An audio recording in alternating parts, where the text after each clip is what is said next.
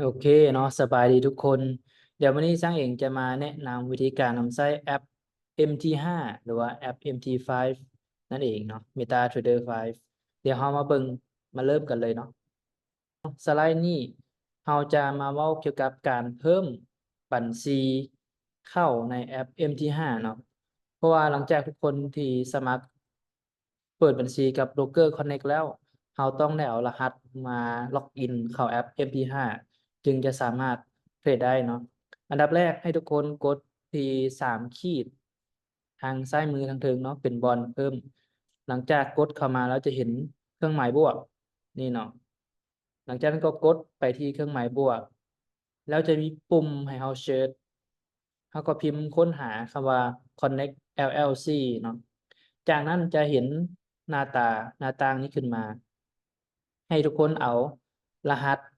ที่ได้จากอีเมลที่เราสมัครกับโบรกเกอร์ต่อทำอิฐนั้นมาใส่2แถบนี้เนาะหลังจากนั้นก็กดลงซื้อเข้าใช้ก็เป็นที่อันเรียบร้อยเนาะทุกคนก็สามารถเข้ามาเทรดในแอป MT5 ได้เลยเนาะโอเคอันดับต่อไปส่วนหน้าตานี่เนาะเดี๋ยวช่างจะอธิบายไปที่เครื่องมือแต่ละตัวอยู่ทางด้านลุมเนาะว่ามีความหมายแนวใดใส่แนวใดเนาะ อันดับแรกจะเป็นผู้เทรดก่อนเนาะสัญลักษณ์ตัวนี้จะเป็นผู้เทรดต่อมาจะเป็นหน้ากราฟทั้งกลางนี่จะเป็น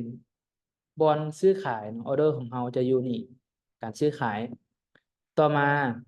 อยู่นี่จะเป็นประวัติการเทรดของเราเนาะในมื้อหนึ่งหรือว่าในอาทิตย์หนึ่งในเดือนหนึ่งเราสามารถกวดสอบประวัติการเทรดของเราได้ว่าบวกส่ำใดเนาะติดลบส่ำใดเราสามารถเบิ่งประวัติการเทรดของเราได้ โอเคต่อไปเลยเอามาเบิ่งวิธีการเพิ่มกู้เงินเนาะเขากดมาหน้านี้เขาจะเห็นเป็นกู้เงิน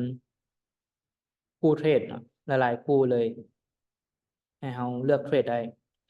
แต่ถ้าในหน้าต่างนี้เนาะบ่มีกู้ที่เราอยากเทรดเราสามารถเพิ่มกู้เงินใหม่ได้โดยการกดเครื่องหมายบวกอยู่จุดนี้เนาะกดเข้าไปแล้วจะมีบอลให้เราเชิญแล้วก็ค้นหา จะมีบอลเฮาเชิญแล้วก็ค้นหาคู่ที่เขาอยากเทรดเราจะปรากฏขึ้นมาทางหลุมนี่เนาะเราสามารถเพิ่มคู่เงินได้อันดับต่อไปเนาะมาสไลด์นี้จะมาอธิบายหน้าต่างของกราฟเนาะไอคอนตัวที่2นี่สัญลักษณ์ตัวนี้จะเป็นสัญลักษณ์ของหน้าต่างกราฟและในหน้าต่างนี้จะมีบอลให้เขาเบิ่งหรือว่าปรับจำนวนหลอตได้เนาะ ตัวเลขตัวนี้จะเป็นจำนวนหลอด0.02อ่ะส่วนปุ่มนี่เนาะปุ่มเป็นปุ่มที่เขากดขึ้นมาแล้วจะมี2ปุ่มนี้ขึ้นมาปุ่มเซลล์และปุ่มบายที่สามารถออกออเดอร์ได้ทันทีหลังจากที่เขากดปุ่มเซลล์หรือปุ่มบายนะถ้าเขาไม่อยากเผลอมือไปต้องเขาก็สามารถกดปิดไว้ได้เนาะเพื่อป้องกันความเสี่ยงของพอร์ตของเขานั่นเอง โอเคอันดับต่อมาเนาะตัวนี้เครื่องหมายตัวนี้จะเป็นการซื้อขายเขาจะเบิ่งจำนวนเงินในพอร์ตของเขาส่วนทางเทิงเนาะจะเป็น1 ชั่วโมงก็คือ H1 ก็คือ time frame ที่บ่งบอกถึงว่ากราฟแท่งเทียนหนึ่งปิดแท่งเทียนใดจะเปิดแท่งเทียนใหม่ภายใน1 ชั่วโมงแต่ถ้าเป็น4 ชั่วโมงก็จะเปิดและปิดภายใน4 ชั่วโมงเนาะซึ่งว่า time frame นี่จะเริ่มตั้งแต่1 นาที5 นาที15 นาที30 นาที1 ชั่วโมง4 ชั่วโมงฮอตเดย์แล้วก็วีคสำหรับ time frame ส่วนตัวนี้แมนเป็นบอลเพิ่มอินดิเคเตอร์เนาะปุ่มนี้จะเป็นบอลเพิ่มอินดิเคเตอร์ให้เขาสามารถเอิ้นหรือว่าเรียกใช้เครื่องมือเบื้องต้นได้เนาะเพื่อมาวิเคราะห์ในการเข้าเทรดในหน้ากราฟของเราได้นั่นเอง มาหน้านี้เนาะหน้านี้เขาจะเห็นว่าตอนนี้เขาอยู่หน้าของกราฟเนาะและบอลทีวงอยู่นี่เป็นเส้นสองเส้นนี้เป็นราคาปัจจุบันที่มีสองเส้นก็คือราคาซื้อและราคาขายที่จะแลนเฮียงคู่กันไปเสมอเนาะสำหรับราคาปัจจุบันเขาจะสังเกตอยู่หมองนี้เลยและปุ่มตัวนี้เนาะปุ่มคล้ายๆคือโมง เป็นปุ่มคำสั่งที่เรากดเพื่อเอิ้นคำสั่งล่วงหน้าเช่นว่า buy limit หรือว่า sell limit เดี๋ยวจะอธิบายลงลึกเติมว่า buy limit sell limit เป็นแบบใดเนาะโอเคหลังจากที่เรากดปุ่มนี้แล้วขึ้นมาเนาะกดปุ่มคล้ายๆคือโมงจะมีเส้นตัวหนึ่งขึ้นมาถ้าเราลากลงมาต่ำกว่าราคาปัจจุบันเส้นตัวนั้นจะเปลี่ยนเป็น buy limit ถ้าเราดึงขึ้นไปถึงสูงกว่าราคาปัจจุบันเส้นตัวนั้นจะเปลี่ยนเป็นเซลล์ลิมิตซึ่งว่า buy limit และ sell limit จะบ่แม่นคำสั่งออกออเดอร์ให้เราทันทีแต่เป็นการตั้งออเดอร์ไว้ล่วงหน้าตัวอย่างว่าเราวิเคราะห์กราฟแล้วคาดว่ากราฟจะลงมาลุ่มและจะลิ้นหน้าบ่ายเราก็สามารถตั้งคำสั่ง buy limit ไว้ล่วงหน้าไว้อยู่ที่โซนนี้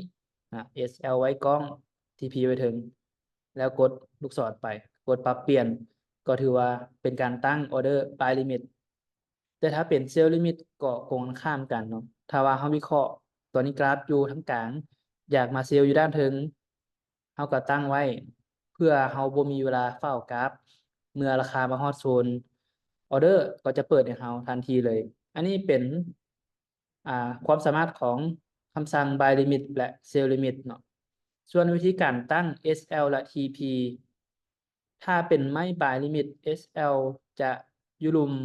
เนาะ TP จะอยู่เทิงแต่ถ้าเป็น sell limit SL จะอยู่เทิงและ TP จะอยู่รุมจะปีนกันเนาะสลับกัน SL นี่แม่นเส้น stop loss หรือว่าเส้นยอมแพ้ส่วน TP นี่แม่นเส้น take profit หรือว่าเส้นเก็บกำไรนั่นเองโอเคมาต่อมาเนาะเฮามาต่อสไลด์นี้สไลด์นี้จะกดปุ่มนี่เนาะปุ่มซื้อขายจะเห็นหน้าต่างแบบนี้ขึ้นมาอ่านี่จะเป็นออเดอร์ของเฮาที่เฮาเข้าไปแล้วแล้วเฮาจะปิดออเดอร์ได้แนวใดถ้าว่าเฮาบ่ตั้ง SL และ TP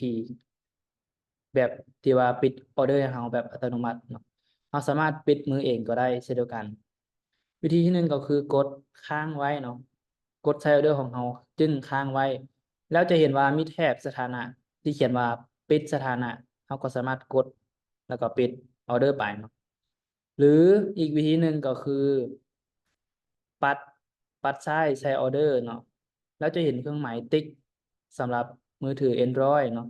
ถ้าเป็น iPhone ก็สัญลักษณ์คล้ายๆเคียงกันกดปุ่มนั้นแล้วก็ปิดออเดอร์ได้เช่นเดียวกันเนาะโอเคต่อมาหน้านี้เราเดี๋ยวช่างจะอธิบายละเอียดว่าตัวเลขที่อยู่หน้าต่างนี่มีความหมายแนวใดเนาะตัวเลขตัวนี้แม่นออเดอร์ของเราที่อธิบายไปว่างสไลด์บางกี้นี้เนาะเดี๋ยวเริ่มจากอันดับแรกเลยก็คือ balance balance นี่แม่นจำนวนเงินในพอร์ตของเราที่เราฝากเข้าไป และเป็นจำนวนเงินที่สามารถถอนออกมาได้สำหรับ balance ส่วน equity เนาะ equity มันจำนวนเงินอยู่ตัวที่สอง equity นี่แมันจำนวนเงินณปัจจุบันที่กำลังเหน่งติ่งอยู่ตามออเดอร์ของเราถ้าออเดอร์ของเราติดลบอยู่ equity ของเราก็จะติดลบเช่นเดียวกันถ้าออเดอร์ของเราติดสถานะบวก equity ของเราก็จะเป็นบวกเช่นเดียวกันและเมื่อใดที่เรามีการทำการปิดออเดอร์อ่าบาลานซ์ของเราก็จะมีการเปลี่ยนแปลงทันทีถ้าปิดบวกบาลานซ์ของเราก็จะเป็นบวกถ้าปิดออเดอร์ลบบาลานซ์ของเราก็จะถูกตัดไปตามออเดอร์ของเรานั่นเองเนาะสำหรับบาลานซ์และ equity ต่อมาแม่นเส้นต่อมาแม่นตัวเลขของ margin level เนาะซึ่งว่า margin level นี่เป็นหลักค้ำประกัน หรือว่าสิ่งที่บ่งบอกถึงความปลอดภัยของพอร์ตของเราถ้าว่าตัวเลข equity ตัวเลข margin เป็นจำนวนหลาย ก็บ่งบอกว่าพอร์ตของเรานี่ยิ่งมีความปลอดภัยสูง และสามารถออกออเดอร์ได้เรื่อยๆ แต่กงกันข้ามเนาะถ้าว่า margin ของเรานี่เป็นสีแดงน้อยลงและเป็นสีแดงเรื่อยแสดงว่าพอร์ตของเรานี่เริ่มจะบ่ปลอดภัยแล้วและบ่สามารถจะออกออเดอร์ได้อีกแล้วก็คือส่งสัญญาณว่าพอร์ตเราใกล้จะแตกแล้วนั่นเองเนาะสำหรับ